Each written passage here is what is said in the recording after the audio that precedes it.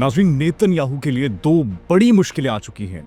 अमरीकी सरजमीन पर अगर कदम रखा तो नेतन्याहू जेल की सलाखों के पीछे होगा, लेकिन अमरीका तो इजराइल का सबसे बड़ा इत्तेहादी था।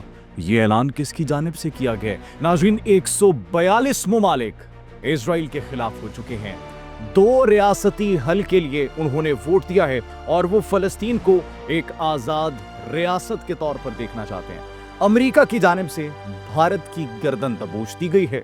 नाज़रीन, भारतीय कंपनीज पर मजीद पाबंदी आयद हो चुकी है।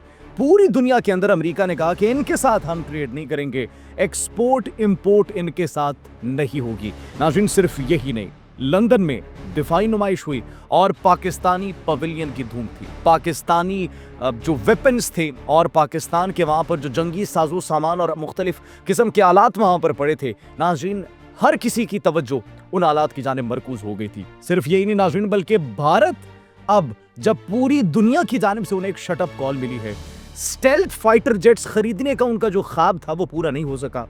नाज़रीन, चीन तो उनको देने से रहा, अमेरिका की जानिब उनकी नजरें थी, रूस की जानिब उनकी नजरें थी। जब अमेरिका और रूस से भी शटअप कॉल मिली कि हम आपको अपनी स्टेल्थ टेक्नोलॉजी नहीं देंगे, तो फिर बिलाखिर उन्होंने दोबारा अपनी नजरें राफेल तैयारों पर जमा ली है। नाज़रीन, ये क्या मामला है, ये सब आपको बताएंगे अपने आज के इस व्लॉग में। आप सब पर सलामती हो, मुझे जवाद यूसुफ कहते हैं। नाज़रीन, सबसे पहले बात करते हैं न्यूयॉर्क के जो मेयर के कैंडिडेट हैं, जो इलेक्शन लड़ने वाले हैं, ज़ोहरान ममदानी। उनकी जानिब से बड़ी एक जबरदस्त स्टेटमेंट दी गई है। एंड व्हाट ही सेज, उन्होंने ये कहा है कि अगर नेतन्याहू ने न्यूयॉर्क की सरजमीन पर कदम भी रखा ना, तो ये शख्स जेल की सलाखों के पीछे होगा। जी हाँ नाज़रीन, दुश्मन नेतन्याहू, उसने कहा ये एक बैनुल अक़वामी मुजरिम है। इसने जो जो हरकतें की हैं, इसने जो जो इक़दामात उठाए हैं और इसकी अहकामात के ऊपर जिस तरीके से इजरायली फोर्सेस मासूम फ़लस्तीनियों के साथ जो सलूक कर रही है, वहाँ पर जो नस्लकुशी कर रही है, वो जो एक जीनोसाइड चल रहा है वहाँ पर, तो नाज़रीन, उसके तनाजुर में अगर इसने न्यूयॉर्क में मेरी मेयरशिप के होते हुए कदम भी रखा, तो नाज़रीन फिर ये वापस नहीं जा सकेगा, ये जेल की सलाखों के पीछे होगा। नाज़रीन, अमेरिका में जो ये बयान दिया गया है ज़ोहरान ममदानी की जानिब से, ये एक वाज़े पैगाम है। नाज़रीन, ज़ोहरान ममदानी ऊपर से है भी मुसलमान, तो नाज़रीन उनकी जानिब से जो स्टेटमेंट जारी की गई है, ये एक्चुअली बड़ी एक ज़बरदस्त स्टेटमेंट है और ये नेतन्याहू के लिए एक अलार्मिंग सिचुएशन है कि अब वो अपने सबसे बड़े इत्तेहादी, जो कि हमेशा से उनको बचाता रहे, जो कि हमेशा से उनकी हिमायत करता रहे, अब वहां पर कदम नहीं रख सकते।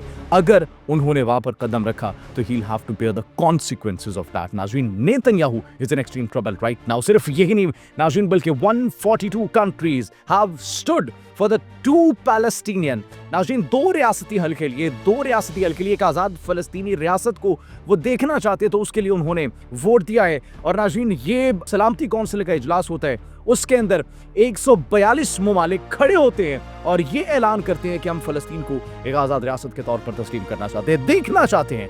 हम मजीद ये जीनोसाइड होता हुआ नहीं देख सकते। नाज़रीन, सिर्फ यही नहीं, बल्कि 10 मुमालिक ने उनके खिलाफ वोट दिया और 12 मुमालिक ने इसमें हिस्सा नहीं लिया।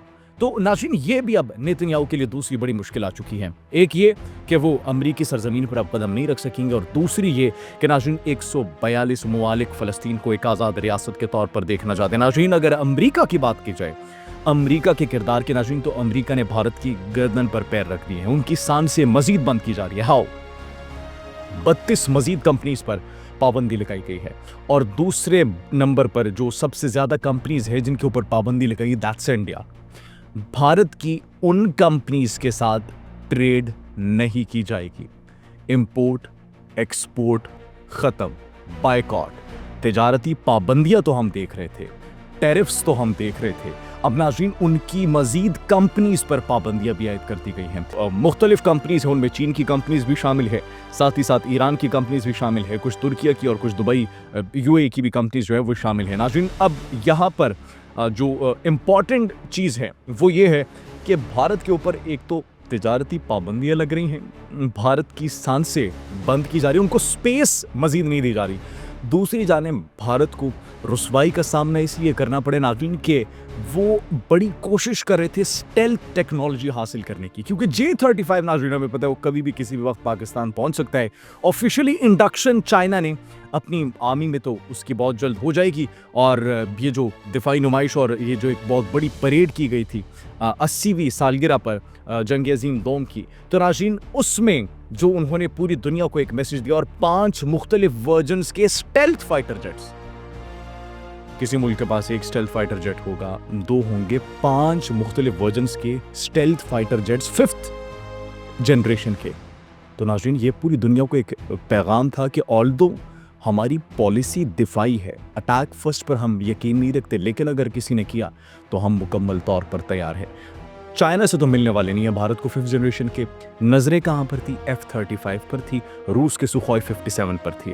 लेकिन उन दोनों की जानिब से भी जब शट अप कॉल मिली भारत को, तो उन्होंने कहा फिर हम अपनी टेक्नोलॉजी पर काम करते हैं। नरेंद्र मोदी फिर बड़ी तकारीर कर रहे थे और बड़ी बातें कर रहे थे, हमें अपने इंजन बनाने चाहिए, हमें ये करना चाहिए, हमें वो करना चाहिए। उन्होंने स्टार्ट भी किया एम का प्रोजेक्ट, उन्होंने स्टार्ट किया 5th जनरेशन का उनका अपना स्टेल्थ फाइटर जेट, लेकिन वो 2032 तक हमें मुकम्मल होता हुआ दिखाई नहीं दे रहा। अब नाज़रीन उनकी और पाकिस्तान की एयरफोर्स की अगर बात की जाए, हमारे स्क्वाड्रन्स तकरीबन सेम हो चुके हैं, हालांकि वो हमसे 2-2.5 गुना ज़्यादा बड़ा मुल्क है, और उनकी आबादी की बात की जाए, आबादी तो हमसे कई गुना ज़्यादा है नाज़रीन। तो अब भारत के पास क्या ऑप्शन बचा? भारत बेचारों ने राफेल का रुख कर लिया है। राफेल 114 राफेल तैयारे खरीदने के लिए उन्होंने प्रपोजल दिया है। अब नाज़रीन यहाँ पर कुछ बुनियादी सवाल जहन में पैदा होते हैं। सबसे पहले कि राफेल तैयारे वो क्यों खरीद रहे हैं? इसका मतलब राफेल तैयारे उनके गिरे थे, राफेल तैयारे कम हुए हैं, तो वो अपने उस खला को पुर करने के लिए राफेल तैयारे खरीद रहे हैं। दूसरा नाज़रीन, इतनी बड़ी तादाद में राफेल क्यों खरीद रहे हैं?